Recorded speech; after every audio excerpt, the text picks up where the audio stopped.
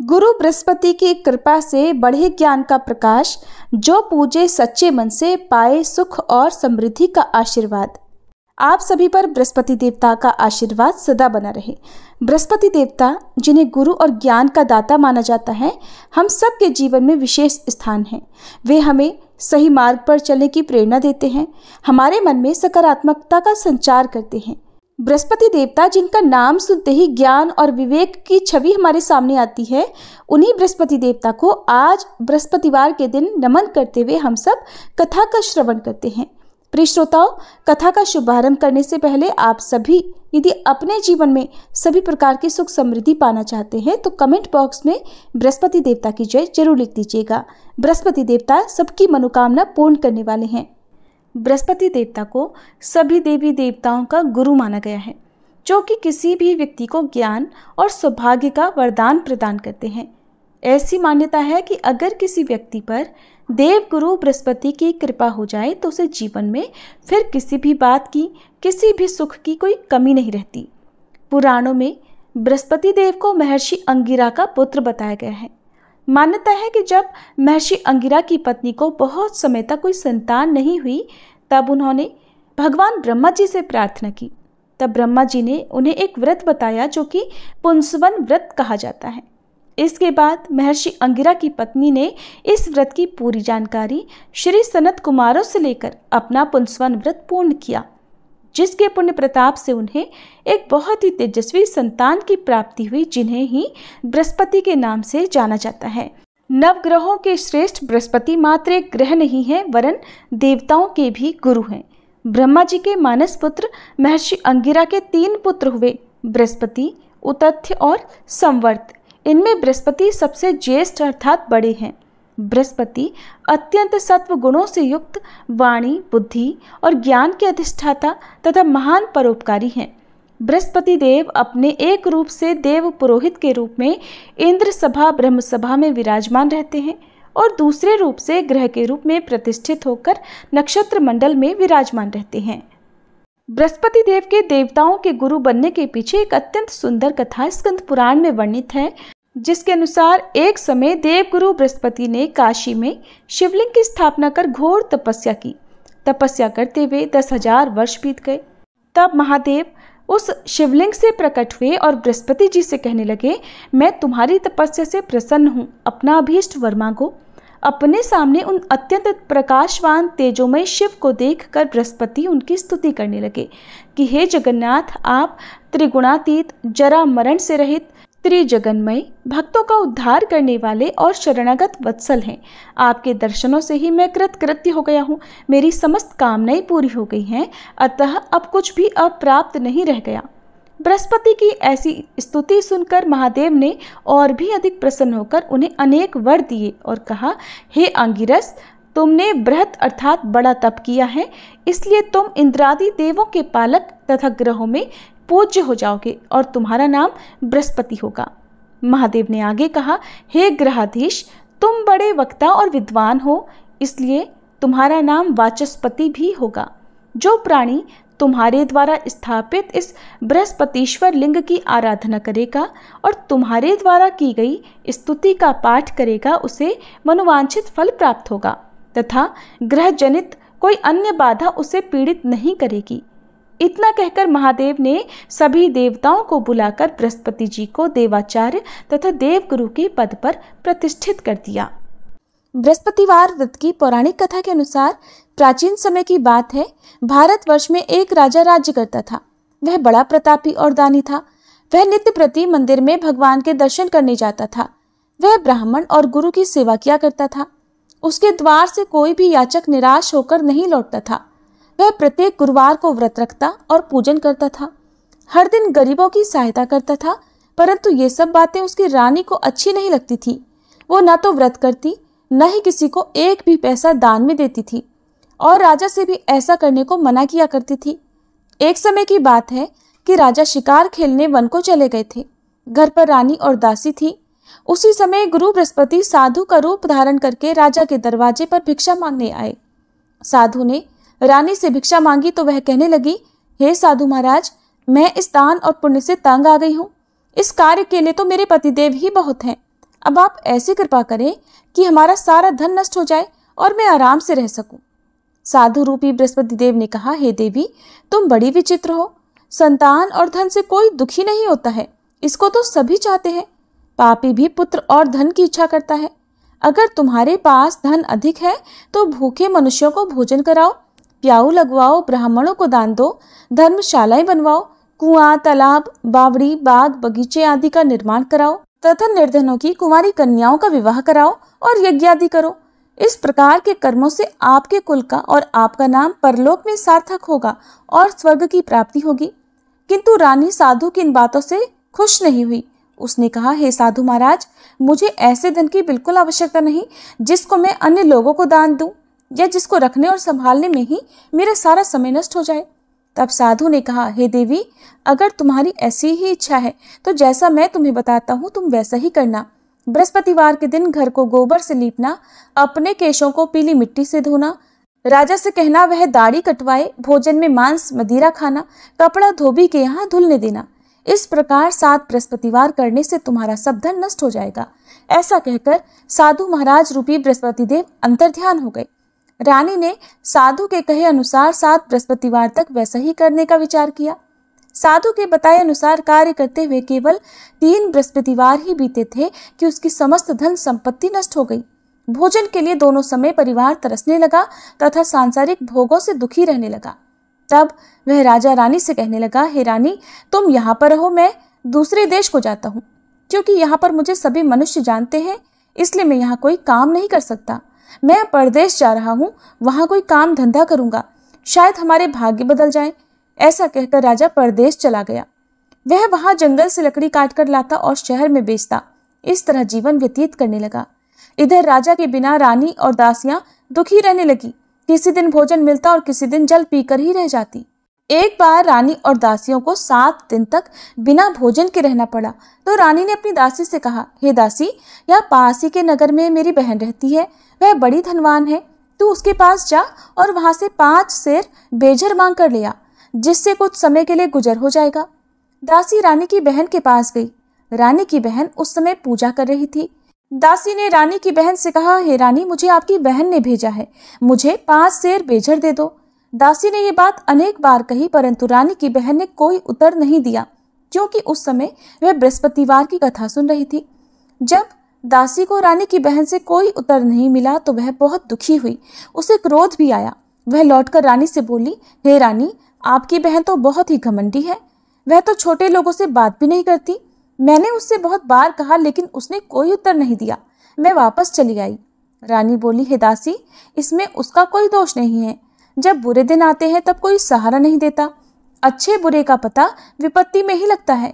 अब तो जो ईश्वर की इच्छा होगी वही होगा। ये सब हमारे भाग्य का दोष है। उधर रानी की बहन ने सोचा कि मेरी बहन की दासी आई थी, परंतु मैं उससे नहीं बोली, इससे वह बहुत दुखी हुई होगी। अतः कथा सुनकर और विष्णु भगवान का पूजन समाप्त कर वह अपनी बहन के घर आई और कहने लगी, हे बहन, मैं बृहस्पतिवार का व्रत कर रही थी। तुम्हारी दासी हमारे घर गई थी, परंतु जब तक कथा होती है तब तक हम लोग न उठते हैं और न बोलते हैं, इसलिए मैं नहीं बोली। कहो दासी क्यों गई थी? रानी बोली, बहन, हमारे घर अनाज नहीं था। वैसे तुमसे कोई बात छिपी नहीं है, इस कारण मैंने दासी को तुम्हारे पास 5 सेर बेझर लेने के लिए भेजा था। रानी की बहन बोली, बहन देखो, बृहस्पति भगवान सबकी मनोकामनाएं पूर्ण करते हैं। देखो, शायद तुम्हारे घर में अनाज रखा हो। ये सुनकर दासी घर के अंदर गई तो वहां उसे एक घड़ा बेझर का मिल गया। उसे बड़ी हैरानी हुई, क्योंकि उसने एक एक बर्तन देख लिया था। उसने बाहर आकर रानी को बताया। दासी अपनी रानी से कहने लगी, हे रानी, देखो, वैसे हमको जब अन्न नहीं मिलता तब हम रोज व्रत ही तो करते हैं। अगर इनसे व्रत की विधि और कथा पूछ ली जाए तो उसे हम भी किया करेंगे। दासी के कहने पर रानी ने अपनी बहन से बृहस्पतिवार व्रत के बारे में पूछा। उसकी बहन ने बताया, हे रानी बहन, बृहस्पतिवार को सूर्योदय से पहले उठकर स्नान करके बृहस्पतिवार का व्रत करना चाहिए, लेकिन उस दिन सिर नहीं धोना चाहिए। बृहस्पतिवार के व्रत में चने की दाल और मुनक्का से विष्णु भगवान का केले के वृक्ष की जड़ में पूजन करें तथा दीपक जलावे। उस दिन एक ही समय भोजन करें। भोजन पीले खाद्य पदार्थ का करें और कथा सुने। इस प्रकार करने से गुरु भगवान प्रसन्न होते हैं। अन्न, पुत्र, धन देते हैं, मनोकामना पूर्ण करते हैं। व्रत और पूजन की विधि बताकर रानी की बहन अपने घर लौट गई। रानी और दासी दोनों ने निश्चय किया कि बृहस्पति देव भगवान का पूजन जरूर करेंगे। 7 दिन बाद जब बृहस्पतिवार आया तो उन्होंने व्रत रखा। घुड़साल में जाकर चना और गुड़ बीन लाई तथा उसकी दाल से केले की जड़ तथा विष्णु भगवान का पूजन किया। अब पीला भोजन कहाँ से आए? दोनों बड़ी दुखी हुई, परंतु उन्होंने व्रत किया था, इस कारण बृहस्पति देव भगवान प्रसन्न थे। एक साधारण व्यक्ति के रूप में वे 2 थालों में सुंदर पीला भोजन लेकर आए और दासी को देकर बोले, हे दासी, ये भोजन तुम्हारे और रानी के लिए है, तुम दोनों कर लेना। दासी भोजन पाकर बहुत प्रसन्न हुई और रानी से बोली, रानी जी भोजन कर लो। रानी को भोजन आने के बारे में कुछ नहीं पता था, इसलिए वह दासी से बोली, जा तू ही भोजन कर, क्यों तू व्यर्थ में हमारी हंसी उड़ाती है। तब दासी बोली, रानी, एक व्यक्ति भोजन दे गया है। तब रानी कहने लगी, वो भोजन तेरे लिए ही देकर गया है, तू ही भोजन कर। दासी ने कहा, वह व्यक्ति हम दोनों के लिए 2 थालों में भोजन देकर गया है, इसलिए मैं और आप दोनों ही साथ साथ भोजन करेंगे। फिर दोनों ने गुरु भगवान को नमस्कार कर भोजन किया। उसके बाद से वे प्रत्येक बृहस्पतिवार को गुरु भगवान का व्रत और पूजन करने लगी। बृहस्पति भगवान की कृपा से उनके पास धन हो गया, परंतु रानी फिर पहले की तरह से आलस्य करने लगी। तब दासी बोली, देखो रानी, तुम पहले भी इसी प्रकार आलस्य करती थी, तुम्हें धन रखने में कष्ट होता था, इस कारण सभी धन नष्ट हो गया। अब गुरु भगवान की कृपा से धन मिला है तो तुम्हें फिर आलस्य होता है। बड़ी मुसीबतों के बाद हमने ये धन पाया है, इसलिए हमें दान पुण्य करना चाहिए। तुम भूखे मनुष्यों को भोजन कराओ, प्याऊ लगवाओ, ब्राह्मणों को दान दो, कुआं, तालाब, बावड़ी आदि का निर्माण करवाओ, मंदिर, पाठशाला बनवाकर दान दो, कुंवारी कन्याओं का विवाह करवाओ, धन को शुभ कार्यों में खर्च करो, जिससे तुम्हारे कुल का यश बढ़े और स्वर्ग प्राप्त हो और पितर भी प्रसन्न हो। दासी की बात मानकर रानी ने इसी प्रकार के कर्म करने प्रारंभ कर दिए, जिससे उनका काफी यश फैलने लगा।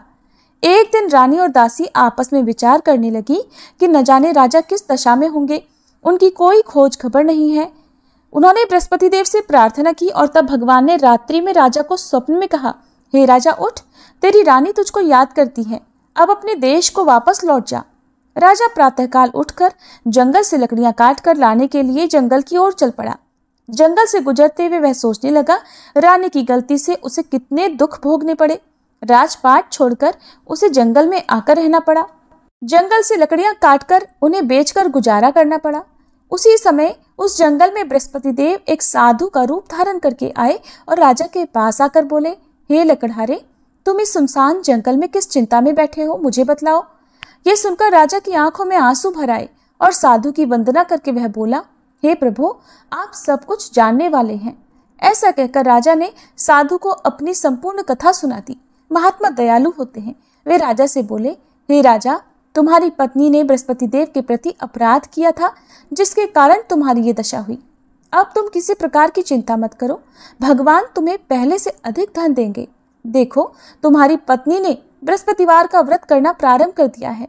अब तुम भी बृहस्पतिवार का व्रत करके चने की दाल और गुड़ जल के लोटे में डालकर केले का पूजन करो, फिर कथा कहो या सुनो, भगवान तुम्हारी सब मनोकामनाओं को पूर्ण करेंगे। साधु को प्रसन्न देखकर राजा बोला, हे प्रभु, मुझे लकड़ी बेचकर इतना पैसा नहीं मिलता जिससे भोजन करने के उपरांत कुछ बचा सकूं, और मैंने रात्रि में अपनी रानी को व्याकुल देखा है। मेरे पास कोई साधन नहीं जिससे समाचार जान सकूं। फिर मैं बृहस्पति देव की क्या कहानी कहूं, मुझे तो कुछ भी नहीं मालूम है। साधु ने कहा, हे राजा, तुम किसी बात की चिंता मत करो। बृहस्पतिवार के दिन तुम रोजाना की तरह लकड़ियां लेकर शहर में जाओ, तुम्हें रोज से 2 गुना धन प्राप्त होगा, जिससे तुम भलीभांति भोजन कर लोगे और बृहस्पति देव की पूजा का सामान भी आ जाएगा। बृहस्पतिवार की कथा इस प्रकार है। प्राचीन काल में एक बहुत ही निर्धन ब्राह्मण था। उसकी कोई संतान नहीं थी। वह नित्य पूजा पाठ करता, परंतु उसकी पत्नी बहुत मलिनता के साथ रहती थी। वो न तो स्नान करती और न किसी देवता का पूजन करती थी। प्रातःकाल उठते ही सबसे पहले भोजन करती, बाद में कोई अन्य कार्य करती। ब्राह्मण देवता बहुत दुखी रहते थे। पत्नी को बहुत समझाते, किंतु कोई परिणाम नहीं निकलता। भगवान की कृपा से ब्राह्मण की पत्नी के कन्या उत्पन्न हुई। वह कन्या अपने पिता के घर में बड़ी होने लगी। वह बालिका प्रातः स्नान करके भगवान विष्णु का जप करती। वह बचपन से ही बृहस्पतिवार का व्रत भी करने लगी थी। पूजा पाठ समाप्त कर स्कूल जाती तो अपनी मुट्ठी में जौ भरकर ले जाती और पाठशाला जाने के मार्ग में डालती जाती। वही जौ सोने के हो जाते तो लौटते समय उनको बीनकर घर ले आती। एक दिन वह बालिका सूप में उन सोने के जौ को फटक कर साफ कर रही थी। तभी उसकी माँ ने देख लिया और कहने लगी, हे बेटी, सोने के जौ को फटकने के लिए सोने का सूप होना चाहिए। दूसरे दिन गुरुवार था। उस कन्या ने व्रत रखा और बृहस्पति देव से प्रार्थना करके कहा, हे प्रभु, यदि मैंने सच्चे मन से आपकी पूजा की हो तो मुझे सोने का सूप दे दो। बृहस्पति देव ने उसकी प्रार्थना स्वीकार कर ली। रोजाना की तरह वह कन्या जौ फैलाती हुई पाठशाला चली गई। पाठशाला से लौटकर जब वह जौ बीन रही थी तो बृहस्पति देव की कृपा से उसे सोने का सूप मिला। उसे वह घर ले आई और उससे जौ साफ करने लगी, परंतु उसकी माँ का वही ढंग रहा। एक दिन की बात है, वह कन्या सोने के सूप में जौ साफ कर रही थी। उस समय उस नगर का राजकुमार वहां से होकर निकला। इस कन्या के रूप और सोने के सूप में जौ को साफ करते देखकर वह उस कन्या पर मोहित हो गया। राजमहल आकर वह भोजन तथा जल त्याग कर उदास होकर लेट गया। राजा को जब राजकुमार द्वारा अन्न जल त्यागने का समाचार मिला तो अपने मंत्रियों के साथ वह अपने पुत्र के पास आया और बोले, हे बेटा, तुम्हें किस बात का कष्ट है? किसी ने अपमान किया है अथवा कोई और कारण है? मुझे बताओ, मैं वही करूंगा जिससे तुम्हें प्रसन्नता हो। तब राजकुमार ने अपने पिता की बातें सुनी और बोला, मुझे आपकी कृपा से किसी बात का दुख नहीं है। किसी ने मेरा अपमान नहीं किया है, परंतु मैं उस लड़की के साथ विवाह करना चाहता हूँ जो सोने के सूप में जौ साफ कर रही थी। ये सुनकर राजा आश्चर्य में पड़ गया और बोला, हे बेटा, इस तरह की कन्या का पता तुम ही लगाओ। मैं उसके साथ तुम्हारा विवाह अवश्य ही करवा दूंगा। राजकुमार ने राजा को उस लड़की के घर का पता बतलाया। मंत्री उस लड़की के घर गया और राजा का आदेश ब्राह्मण को सुनाया। कुछ ही दिन बाद ब्राह्मण की कन्या का विवाह राजकुमार के साथ संपन्न हो गया। कन्या के घर से जाते ही उस ब्राह्मण देवता के घर में पहले की तरह गरीबी का वास हो गया। अब भोजन के लिए भी अन्न बड़ी मुश्किल से मिलता था। एक दिन दुखी होकर ब्राह्मण अपनी पुत्री से मिलने गया। बेटी ने पिता की दुखी अवस्था को देखा और अपनी माँ का समाचार पूछा। ब्राह्मण देवता ने सभी हाल कह सुनाया। तब कन्या ने बहुत सारा धन देकर अपने पिता को विदा कर दिया। इस तरह ब्राह्मण का कुछ समय सुखपूर्वक बीता, लेकिन कुछ दिन बाद फिर वही हाल हो गया। ब्राह्मण फिर अपनी कन्या के यहाँ गया और सभी हाल कहा तो पुत्री कहने लगी, हे पिताजी, आप माताजी को यहाँ लिवा लाओ, मैं उन्हें वह विधि बता दूंगी जिससे गरीबी दूर हो जाए। अब ब्राह्मण देवता अपनी पत्नी को साथ लेकर अपनी पुत्री के पास राजमहल में पहुंचे तो पुत्री अपनी माँ को समझाने लगी, हे माँ, तुम प्रातःकाल उठकर प्रथम स्नान आदि करके विष्णु भगवान का पूजन करो तो सब दरिद्रता दूर हो जाएगी। परंतु उसकी माँ ने उसकी एक बात नहीं मानी। वह प्रातःकाल उठकर अपनी पुत्री का बचा जूठन खा लेती थी। एक दिन उसकी पुत्री को बहुत गुस्सा आया। उसने एक रात कोठरी से सारा सामान निकाल दिया और उसमें अपनी माँ को बंद कर दिया। प्रातः उसमें से निकाला और स्नान आदि करा के पूजा पाठ करवाया तो उसकी माँ की बुद्धि ठीक हो गई। इसके बाद वह नियम से पूजा पाठ करती और प्रत्येक बृहस्पतिवार को व्रत करने लगी। इस व्रत के पुण्य प्रभाव से उसकी माँ भी बहुत धनवान हो गई और बृहस्पति देवता के प्रभाव से स्वर्ग को गई। वह ब्राह्मण भी सुखपूर्वक इस लोक का सुख भोग कर स्वर्ग को प्राप्त हुए। इस तरह कहानी कहकर साधु महाराज वहां से लोप हो गए। धीरे धीरे समय बीतने पर फिर बृहस्पतिवार का दिन आया। राजा जंगल से लकड़ी काटकर किसी शहर में बेचने गए। उसे उस दिन और दिनों से अधिक धन मिला। राजा ने चना, गुड़ आदि लाकर बृहस्पतिवार का व्रत किया। उस दिन से उसके सभी क्लेश दूर हुए। परंतु जब अगला गुरुवार का दिन आया तो वह बृहस्पतिवार का व्रत करना भूल गया। इस कारण बृहस्पति भगवान नाराज हो गए। उस दिन उस नगर के राजा ने विशाल यज्ञ का आयोजन किया तथा अपने समस्त राज्य में घोषणा करवा दी कि कोई भी मनुष्य अपने घर में भोजन ना बनाए और आग भी न जलाए। समस्त जनता मेरे यहाँ भोजन करने आए। इस आज्ञा को जो न मानेगा उसको फांसी की सजा दी जाएगी।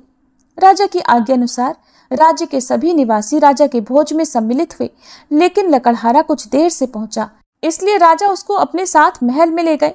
जब राजा लकड़हारे को भोजन करा रहे थे तो रानी की दृष्टि उस खूंटी पर पड़ी जिस पर उसका हार लटका हुआ था। उसे हार खूंटी पर लटका दिखाई नहीं दिया।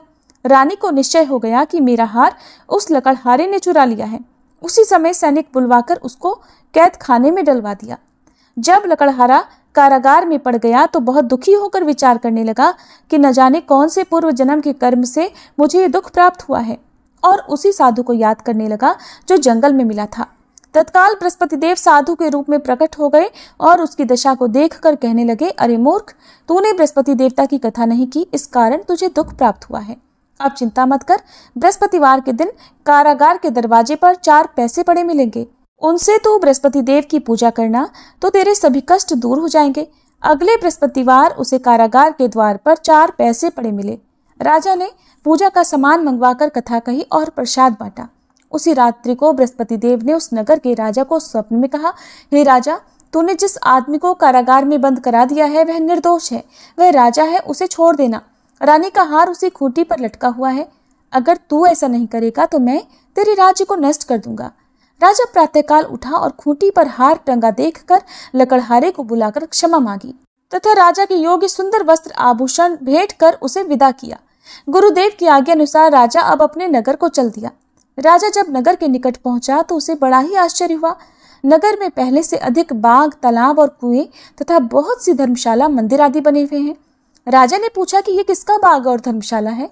तब नगर के सब लोग कहने लगे, ये सब रानी और दासी द्वारा बनवाए गए हैं। राजा को आश्चर्य हुआ और गुस्सा भी आया। जब रानी ने खबर सुनी कि राजा आ रहे हैं तो उसने अपनी दासी से कहा, हे दासी, देख, राजा हमको कितनी बुरी हालत में छोड़ गए थे, वह हमारी ऐसी हालत देख कर लौट ना जाए, इसलिए तो दरवाजे पर खड़ी हो जा। रानी की आज्ञा अनुसार दासी दरवाजे पर खड़ी हो गई। जब राजा आए तो उन्हें अपने साथ महल में लिवा लाई। तब राजा ने क्रोध करके अपनी तलवार निकाली और पूछने लगा, बताओ, ये धन तुम्हें कैसे प्राप्त हुआ है। तब रानी ने बताया, हमें ये सब धन बृहस्पति देव के व्रत के प्रभाव से प्राप्त हुआ है। राजा ने तब निश्चय किया कि 7 रोज बाद तो सभी बृहस्पति देव का पूजन करते हैं, परंतु मैं रोजाना दिन में 3 बार कथा कहा करूंगा तथा रोज व्रत किया करूंगा। अब हर समय राजा के दुपट्टे में चने की दाल बंधी रहती तथा दिन में 3 बार वह कथा कहता।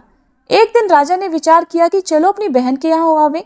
इस तरह का निश्चय कर राजा घोड़े पर सवार होकर अपनी बहन के यहाँ चल पड़ा। रास्ते में उसने देखा कि कुछ आदमी एक मुर्दे को लिए जा रहे हैं। उन्हें रोककर राजा कहने लगा, अरे भाइयों, मेरी बृहस्पतिवार की कथा सुन लो। वे बोले, लो, हमारा तो आदमी मर गया है, इसको अपनी कथा की पड़ी है। परंतु कुछ आदमी बोले, अच्छा कहो, हम तुम्हारी कथा भी सुनेंगे। राजा ने दाल निकाली और कथा कहनी शुरू कर दी। जब कथा आधी हुई तो वह मुर्दा हिलने लगा और जब कथा समाप्त हुई तो राम राम करके वह मनुष्य खड़ा हो गया। राजा आगे बढ़ा, उसे चलते चलते शाम हो गई। आगे मार्ग में उसे किसान खेत में हल चलाता मिला। राजा उससे बोला, अरे भैया, तुम मेरी बृहस्पतिवार की कथा सुन लो। किसान बोला, जब तक मैं तेरी कथा सुनूंगा तब तक 4 हरैया जोत लूंगा, जा अपनी कथा किसी और को सुनाना।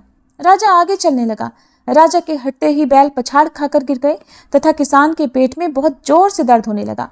उसी समय किसान की माँ रोटी लेकर आई। उसने जब ये देखा तो अपने पुत्र से सब हाल पूछा। बेटे ने सभी हाल बता दिया।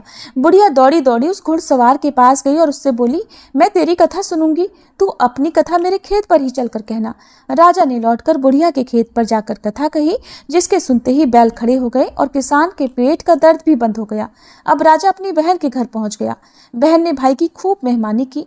दूसरे दिन प्रातःकाल राजा जगा तो देखने लगा कि सब लोग भोजन कर रहे हैं। राजा ने अपनी बहन से पूछा कि ऐसा कोई मनुष्य है जिसने भोजन ना किया हो, जो मेरी बृहस्पतिवार की कथा सुन ले। तो बहन बोली, हे भैया, ये देश ऐसा ही है, पहले यहाँ के लोग भोजन करते हैं, बाद में अन्य कोई काम करते हैं। अगर पड़ोस में कोई हो तो देख कर आती हूँ। ऐसा कहकर बहन देखने चली, परंतु उसे कोई भी ऐसा व्यक्ति नहीं मिला जिसने भोजन नहीं किया हो। फिर वह एक कुम्हार के घर गई जिसका लड़का बीमार था। उसे पता चला कि उसके यहाँ 3 दिन से किसी ने भोजन नहीं किया है। रानी ने अपने भाई की कथा सुनने के लिए कुम्हार से कहा तो वह तैयार हो गया। तब राजा ने जाकर बृहस्पतिवार की कथा कही, जिसको सुनकर उसका लड़का ठीक हो गया। अब तो राजा की प्रशंसा होने लगी। एक दिन राजा ने अपनी बहन से कहा, हे बहन, अब मैं अपने घर जाऊंगा, तुम भी तैयार हो जाओ। राजा की बहन ने अपनी सास से अपने भाई के साथ जाने की आज्ञा मांगी तो सास बोली, चली जा, परंतु अपने लड़कों को मत ले जाना, क्योंकि तेरे भाई की कोई संतान नहीं होती है। बहन ने अपने भाई से कहा, हे भैया, मैं तो चलूंगी, परंतु कोई बालक नहीं जाएगा। राजा ने कहा, जब कोई बालक नहीं चलेगा तब तुम भी जाकर क्या करोगी। फिर दुखी मन से राजा अपने नगर को लौट आया। राजा ने अपनी रानी से कहा, हम निसंतान हैं, इसलिए हमारे घर आना कोई पसंद नहीं करता, हम निर्वंशी राजा हैं। ऐसा कहकर वह बिना भोजन आदि किए शैया पर लेट गया। रानी बोली, हे प्रभु, बृहस्पति देव ने हमें सब कुछ दिया है, वे हमें संतान भी अवश्य देंगे। उसी रात बृहस्पति देव ने राजा को स्वप्न में कहा, हे राजा, उठ, सभी सोच त्याग दे, तेरी रानी गर्भ से है। राजा को यह जानकर बड़ी प्रसन्नता हुई। 9वें महीने रानी के गर्भ से एक सुंदर पुत्र पैदा हुआ। जब राजा की बहन ने यह शुभ समाचार सुना तो वह बहुत खुश हुई तथा बधाई लेकर अपने भाई के यहाँ आई। तभी रानी ने कहा, घोड़ा चढ़कर तो नहीं आई, गधा चढ़ी आई। राजा की बहन बोली, भाई मैं इस प्रकार न कहती तो तुम्हें संतान कैसे मिलती। बृहस्पति देव ऐसे ही हैं, जिसके मन में जो कामनाएं रहती हैं सभी को पूर्ण करते हैं। जो सद्भावना पूर्वक बृहस्पतिवार का व्रत करता है और कथा पढ़ता है अथवा सुनता है, दूसरों को सुनाता है, बृहस्पति देव उसकी सभी मनोकामनाएं पूर्ण करते हैं। बृहस्पति देव उनकी सदैव रक्षा करते हैं। जो संसार में सद्भावना और सच्चे मन से बृहस्पति देव का पूजन करते हैं, उनकी सभी मनोकामनाएं उसी प्रकार पूर्ण होती हैं जैसे रानी और राजा ने बृहस्पति देव की कथा का गुणगान किया, उनकी सभी इच्छाएं बृहस्पति देव ने पूर्ण की। मनुष्य को हृदय से उनका मनन करते हुए जयकार करनी चाहिए। प्रेम से बोलिए बृहस्पति देवता की जय। ये थी बृहस्पतिवार व्रत कथा। अब सुनिए आरती।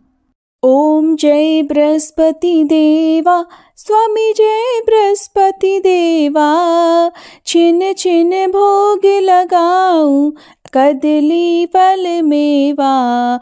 ओम जय बृहस्पति देवा। तुम पूर्ण परमात्मा, तुम अंतर्यामी, स्वामी तुम अंतर्यामी। जगत पिता जगदीश्वर, जगत पिता जगदीश्वर, तुम सबके स्वामी। ओम जय बृहस्पति देवा। चरणामृत निज निर्मल, सब पातक हरता, स्वामी सब पातक हरता। सकल मनोरथ दायक, सकल मनोरथ दायक, कृपा करो भरता। ओम जय बृहस्पति देवा। तन मन धन अर्पण कर, जो जन शरण पड़े, स्वामी जो जन शरण पड़े। प्रभु प्रकट तब होकर, प्रभु प्रकट तब होकर, आकर द्वार खड़े। ओम जय बृहस्पति देवा। दीन दयाल दयानिधि, भक्तन हितकारी, स्वामी भक्तन हितकारी। पाप दोष सब हरता, पाप दोष सब हरता, भव बंधन हारी। ओम जय बृहस्पति देवा। सकल मनोरथ दायक, सब संशय तारो, स्वामी सब संशय तारो। विषय विकार मिटाओ, विषय विकार मिटाओ, संतन सुखकारी। ओम जय बृहस्पति देवा। जो कोई आरती तेरी प्रेम सहित गावे, स्वामी प्रेम सहित गावे। ज्येष्ठानंद बंद सो सो निश्चय पावे। ओम जय बृहस्पति देवा। ओम जय बृहस्पति देवा, स्वामी जय बृहस्पति देवा। छिन छिन भोग लगाऊं, कदली फल मेवा। ओम जय बृहस्पति देवा।